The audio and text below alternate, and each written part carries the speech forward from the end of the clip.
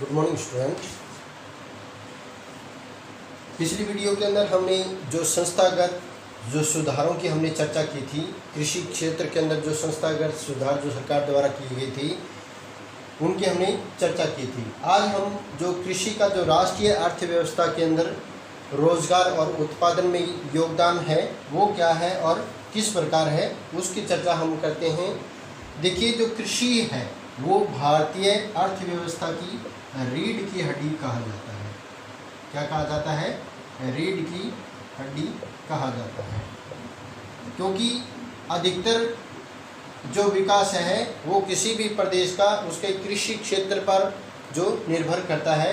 कृषि क्षेत्र में जो उत्पादन का जो सत्र होगा जितना ज़्यादा अधिक होगा, विकास भी क्या है उतना ही अधिक होगा, क्योंकि अधिकतर जो उपभोग की जो वस्तुएं होती है या खाद्य जो पदार्थ होते हैं वो किससे प्राप्त होते हैं? हमें कृषि से प्राप्त होते हैं। कच्चे माल के रूप में भी हम जो पदार्थ उपभोग के लिए तैयार माल के रूप में उपयोग करते हैं उसका अधिकतर जो कच्चा माल है वो किससे प्राप्त होता है? कृषि से प्राप्त होता है। देखिए, सकल घरेलू जो उत्पाद है, सकल घरेलू उत्पाद, सकल घरेलू जो उत्पाद होता है उसमें कृषि का जो योगदान है वो 1951 से लेकर 1951 से क्या है लगातार क्या है कम होता आ रहा है, लगातार कम होता आ रहा है, जो कि 2001 के अंदर 2001 में सकल घरेलू उत्पाद के घटने के कारण जो 63% जो जनसंख्या है, 63% जो जनसंख्या है वो किस पर होगी? निर्भर होगी थी कृषि क्षेत्र के में रोजगार जो प्राप्त है उस पर निर्भर हो गई थी। कृषि का जो है सकल घरेलू उत्पाद में घटना एक क्या है? गंभीर चिंता का विषय है, क्योंकि कृषि में किसी भी प्रकार की जो गिरावट है वो अर्थव्यवस्था के अन्य क्षेत्रों में भी गिरावट लाती है। इसलिए कृषि के क्षेत्र में लगातार कमी को देखते हुए या इसमें गिरावट को देखते हुए जो सरकार ने कृषि के महत्व को समझते हुए इसके लिए जो है बहुत ही भरसक प्रयास या आर्थिक रूप से प्रयास किए गए थे, और भारतीय कृषि में सुधार के लिए भारतीय कृषि अनुसंधान और कृषि विद्यालयों की स्थापना की गई थी। भारतीय कृषि अनुसंधान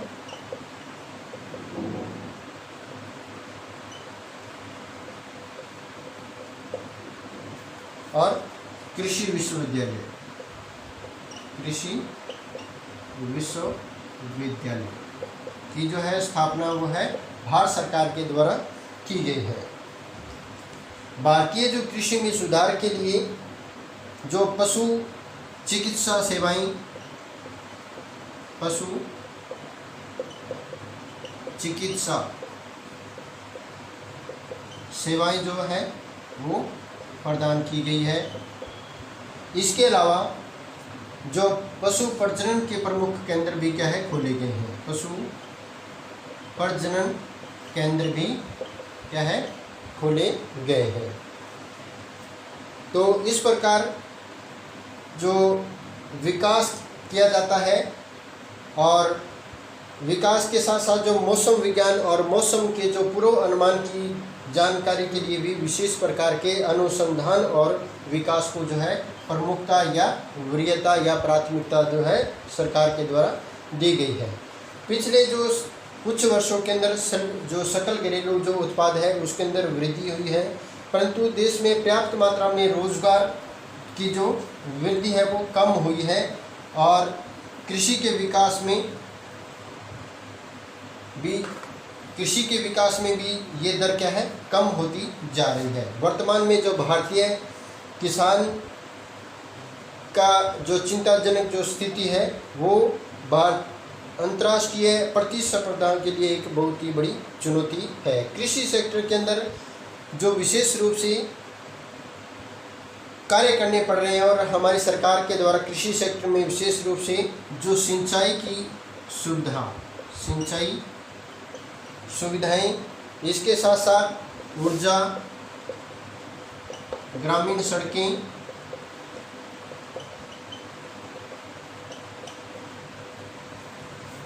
और यंत्रीकरण। यंत्रीकरण क्या है? सार्वजनिक पूंजी, इसके अंदर जो है सार्वजनिक जो पूंजी है उसका जो निवेश है वो क्या हो गया है? कम हुआ है। और इस के कारण जो रासायनिक उर्वरकों पर, जो रासायनिक जो उर्वरक होते हैं उस पर सरकार द्वारा क्या दी गई है? रासायनिक उर्वरकों पर सरकार द्वारा सब्सिडी जो है प्रदान की गई है। सब्सिडी प्रदान की गई है ताकि जो कृषि का जो उत्पाद है वो क्या है? अधिक बढ़ाया जा सके। तो इसके जो कृषि उत्पादों में आयात जो कर है वो क्या है? कम कर दिए गए हैं, जिससे किसान कृषि में जो पूंजी निवास है, जो निवेश है वो क्या है? कम हो रहे हैं। और इसका जो भारतीय कृषि की पर बुरा प्रभाव पड़ता है और रोजगार की जो समस्या है वो लगातार क्या है? बढ़ रही है। और रोजगार इसमें क्या है? कृषि क्षेत्र के अंदर घट रहे हैं। तो अब हम बात करते हैं खाद्य सुरक्षा की। खाद्य सुरक्षा, देखिए खाद्य सुरक्षा क्या है? सबसे पहले ये जानते हैं, क्योंकि भोजन किसी भी क्षेत्र की या मनुष्य की जो है आधारभूत आवश्यकता होती है। और भोजन जो है देश के प्रत्येक नागरिक को जो भोजन की आवश्यकता होती है। इसलिए खाद्य सुरक्षा क्या है? भी न्यूनतम पोषण सत्र के लिए, न्यूनतम पोषण के लिए भोजन की प्राप्ति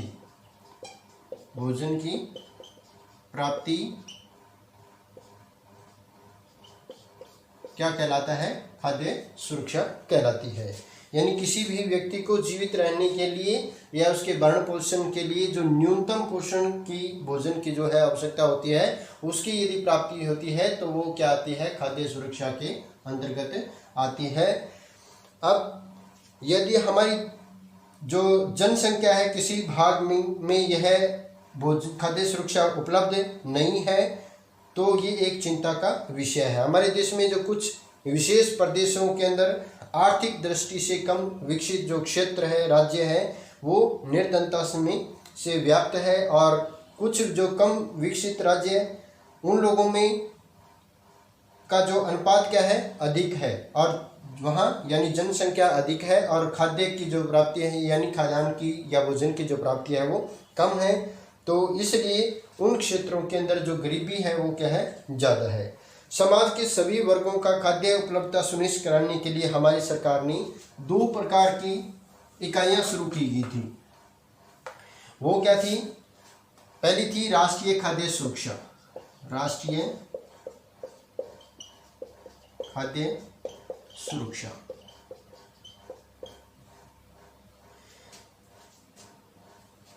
इसके अंतर्गत एक तो लागू किया गया था बम्पर स्टॉक। बम्पर स्टॉक का मतलब क्या होता है? यानी गरीब लोगों के अंदर या सार्वजनिक वितरण प्रणाली के तहत अनाज को क्या है? पहले सरकार द्वारा किसानों से खरीदकर एकत्रित किया जाता है, उसका भंडारण किया जाता है और उस अनाज का जो वितरण है वो सार्वजनिक तौर पर कम मूल्य के अंदर या उचित मूल्य पर वो है लोगों को, गरीब लोगों को दिया जाता है। इसके साथ था दूसरा, इसमें था सार्वजनिक वितरण प्रणाली। सार्वजनिक वितरण प्रणाली,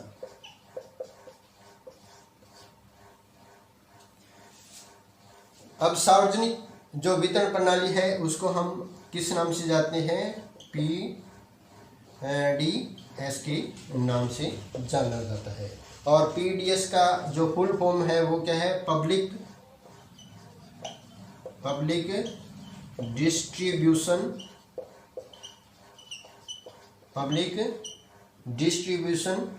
सिस्टम।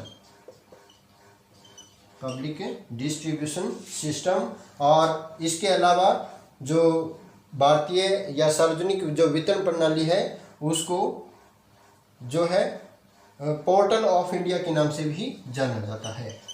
पोर्टल ऑफ इंडिया, इसके नाम से भी इस सार्वजनिक वितरण प्रणाली को जाना जाता है। देखिए, सार्वजनिक जो वितरण प्रणाली है, ये एक ऐसा कार्यक्रम था जो ग्रामीण और जो नगरीय क्षेत्रों में खाद्य और अन्य आवश्यक जो वस्तुएं हैं वो सस्ते दर पर उपलब्ध करवाती है। भारत की खाद्य सुरक्षा की नीति का जो प्राथमिक उद्देश्य था वो सामान्य लोगों तक खाद्य सुरक्षा उपलब्ध करवाना, यानी कम कीमतों पर जो है अनाज उपलब्ध करवाना था। इस नीति का जो केंद्र सरकार जो है कृषि उत्पादन में वृद्धि और भंडारों को बनाए रखने के लिए चावल व गेहूं, चावल और गेहूं की जो अधिक प्राप्ति के लिए जो समर्थन मूल्य को निर्धारित किया गया था।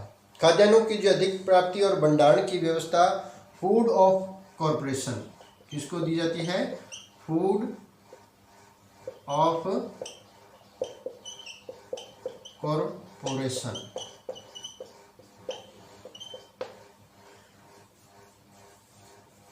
फूड ऑफ कॉरपोरेशन यानी एफसीआई करती है, जबकि इसके जो वितरण का काम है, इसके जो वितरण का काम है वो कौन सी करती है? PDS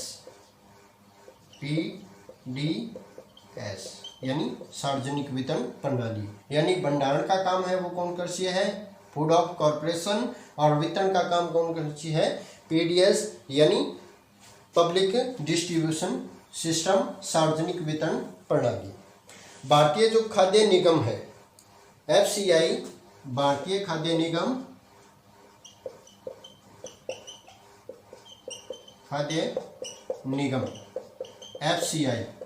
FCI food corporation of India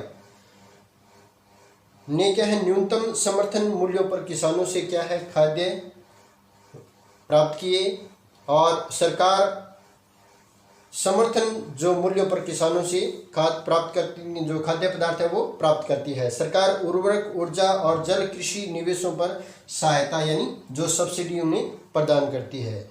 in निवेशों का बड़े पैमाने पर क्या है दुरुपयोग होता है, और इसी के चलते जो कई प्रकार की जैसे जल व उर्वरक, इसका हम क्या करते हैं अधिक मात्रा में इस्तेमाल करते हैं, जिससे कई प्रकार की जो समस्याएं पैदा होती है, जैसे जल क्रांता यानी जिन क्षेत्रों के अंदर जो जल का अधिक मात्रा में सिंचाई के तौर पर प्रयोग किया जाता है तो उसमें भूमि जो निम्नीकरण है वो जल के कारण क्या होता है ज़्यादा होता है। उर्वरक जिन क्षेत्रों में यानी जो कीटनाशक है, जो रासायनिक खाद्य हम फसलों के लिए अच्छे उत्पादन के लिए प्रयोग करते हैं, उसका अधिक मात्रा में प्रयोग करने से क्या है वह भी भूमि के निम्नीकरण का एक प्रमुख कारण बनता है। इससे लगातार क्या है जो भूमि निम्नीकरण के कारण और अधिक जो उर्वरकों के उपयोग, कीटनाशकों का अधिक मात्रा में प्रयोग, जल का अधिक मात्रा में सिंचाई के लिए जो प्रयोग करने से क्या है भूमि निम्नीकरण से उत्पादन के अंदर लगातार क्या है कटौती आती जा रही है, उत्पादन लगातार घट रहा है। तो गेहूं और चावल की जो अधिक फसल इन क्षेत्रों में जो अधिक उर्वरक और जो सिंचाई की क्षेत्र में वृद्धि करके ज़्यादा बढ़ाई जा रही है, और सबसे ज़्यादा जो है पंजाब और हरियाणा, पंजाब व हरियाणा के अंदर जो है इसको बड़ा ज़्यादा मात्रा में महत्व दिया जाता है, और जो चावल और गेहूं का जो उत्पादन है इस क्षेत्र में किया जाता है। उपभोक्ता क्या है, उपभोक्ताओं को दो वर्गों में सरकार ने विभाजित किया है। उपभोक्ता यानी जो जनता किसी भी प्रकार के जो पदार्थ होते हैं उसका अपने घरेलू कार्यों के लिए इस्तेमाल करती है, या बाजार के अंदर जो क्रेता होता है वो क्या कहलाता है उपभोक्ता कहलाता है, यानी भोजन और अन्य प्रकार के पदार्थों का उपभोग करने वाला सदस्य है वो उपभोक्ता कहलाता है। अब उपभोक्ता को दो वर्गों में विभाजित किया गया है। एक तो था बीपीएल और एक था एपीएल। देखिए, बीपीएल होता है बिलो पोवर्टी लाइन। क्या होता है? बिलो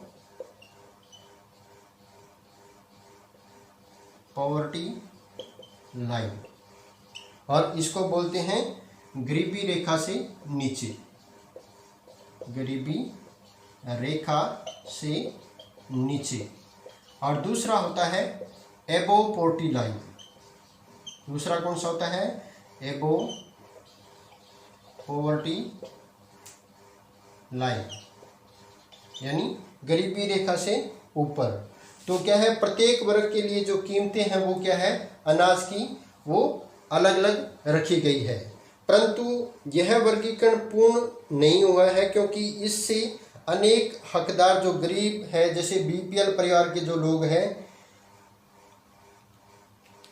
और इससे क्या है बाहर हो गए, और कई एपीएल श्रेणी के जो लोग थे वो फसल खराब होने के कारण बीपीएल की जो श्रेणी में आ गए हैं। तो इससे प्रशासकीय दृष्टि से परिवर्तन जो है समायोजित करना क्या हो गया था, कठिन हो गया है। तो सरकार जो उपयुक्त कृषि अवसंरचना के लिए जो है क्या उपलब्ध कराती है, ऋण जो है उपलब्ध कराती है। और ऋण जो है कोई भी सरकार है वो कम दर पर, यानी कम ब्याज दर पर जो है ऋण उपलब्ध कराती है। वो है किसी भी कृषि क्षेत्र के अंदर किसानों को आत्मनिर्भर बनाने के लिए, किसानों को आत्मनिर्भर बनाने के लिए ये सरकार जो है ऋण उपलब्ध कराती है। इसके साथ साथ जो नई प्रौद्योगिकी को भी इसमें बढ़ावा दिया जाता है। तो धीरे धीरे खाद्य फसलों की कृषि का जो स्थान किसने ले लिया है, फलों ने। फलों की जो फसलें होती है और सब्जियों, तिलहन,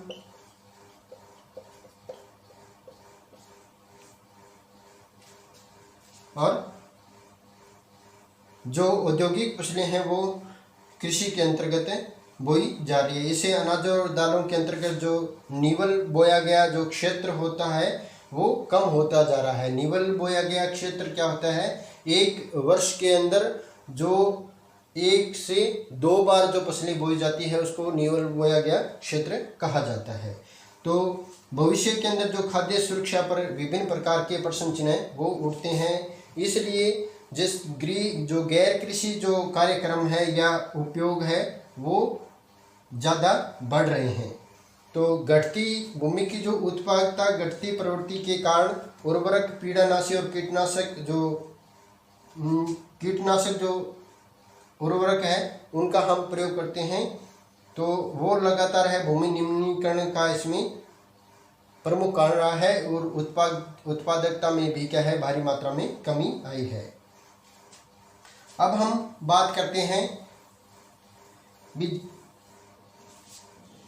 किसानों को जो मुफ्त बिजली उपलब्ध कराने के कारण जल संघन, यानी जल संघन का मतलब क्या है, भारी मात्रा में जो जल का जो है प्रयोग किया जाता है। जिन क्षेत्रों में जनसंख्या जो अधिक है वहाँ पे अधिक अनाज उत्पादन करने के लिए जो भूमिगत जल है, क्या है, भूमिगत जल का ट्यूबवेल के द्वारा क्या है काफ़ी मात्रा में इसका उपयोग किया जा रहा है। और जैसे पंजाब के अंदर, पंजाब और महाराष्ट्र में चावल के उत्पादन के लिए जो भूमिगत जल का है वो अधिक मात्रा में दोहन होता है। इससे जल का जो भंडारण है वो भूमि के अंदर कम होता जा रहा है और कुएं और नलकूप क्या है अधिक मात्रा में सूख गए हैं।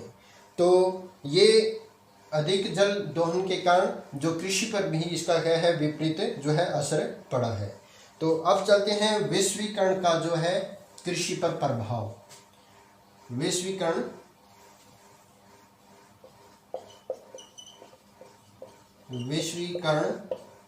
का कृषि प्रभाव। वैश्वीकरण होता है विश्व का एकीकरण। देखिए, वैश्वीकरण कोई ऐसी नई घटना नहीं है। औपनिवेशिक जो काल था उसमें भी यही स्थिति मौजूद थी।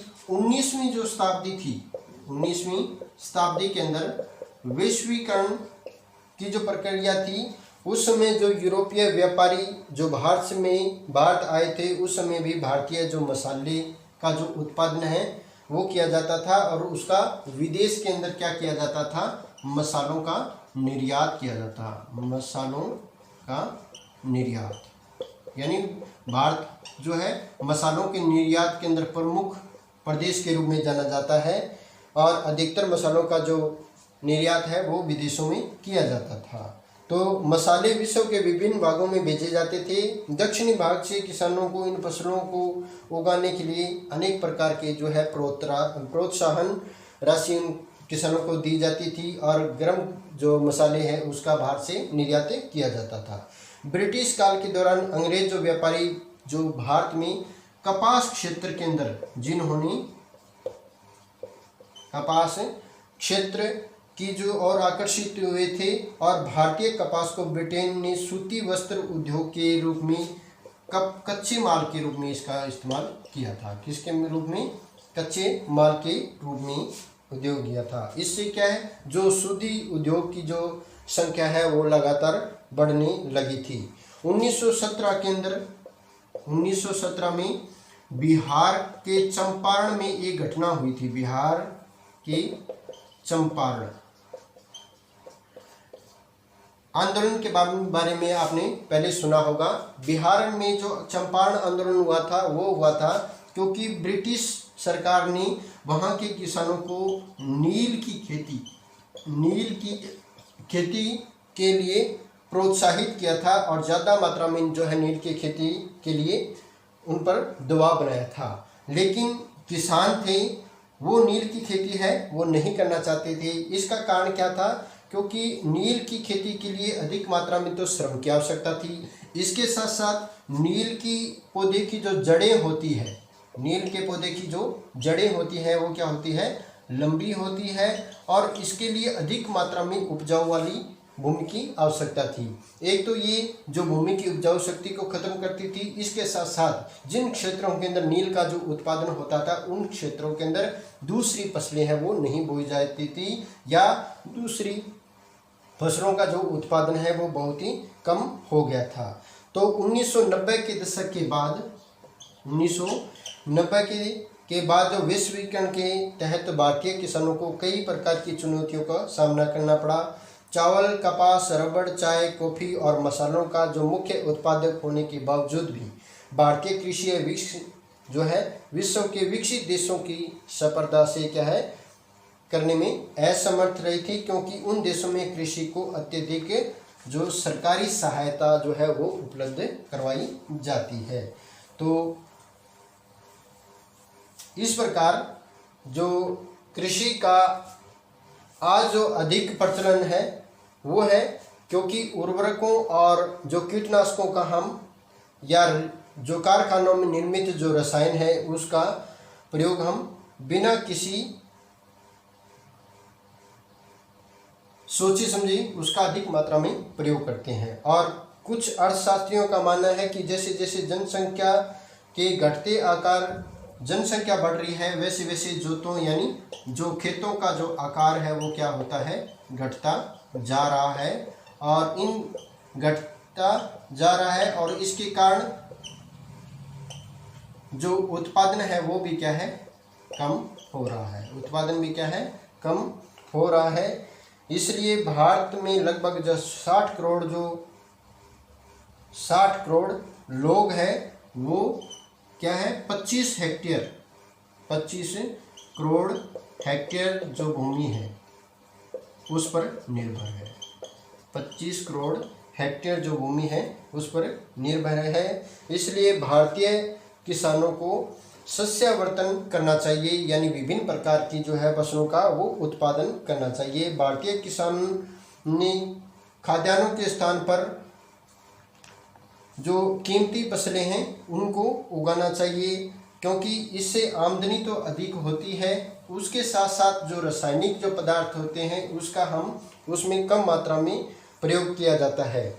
और आमदनी अधिक होने के साथ साथ वो पर्यावरणीय न्यूनीकरण, पर्यावरणीय अनुकूल भी है, पर्यावरणीय अनुकूल भी है, क्योंकि विभिन्न प्रकार की फसलें जैसे फूलों, फलों, बायोडीजल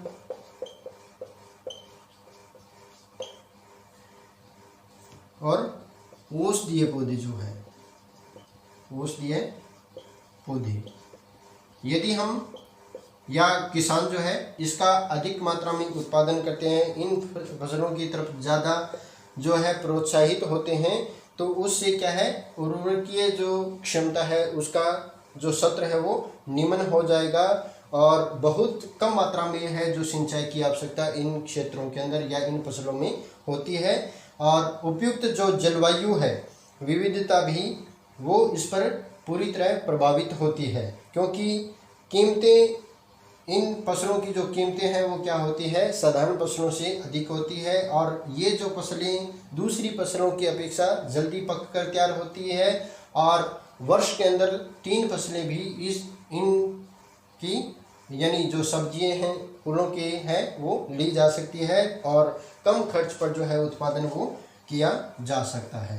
तो ये सब संभव किसके द्वारा है, यदि सरकार द्वारा किसी भी प्रकार से जो है प्रोत्साहन राशि वह वो किसानों को दी जाती है। तो ये था हमारा वैश्वीकरण का जो कृषि पर प्रभाव है और जो सरकार द्वारा सहयोग की गई राशि या प्रोत्साहित जो राशि है उससे कृषि पर पड़ने वाला प्रभाव। Thank you very much.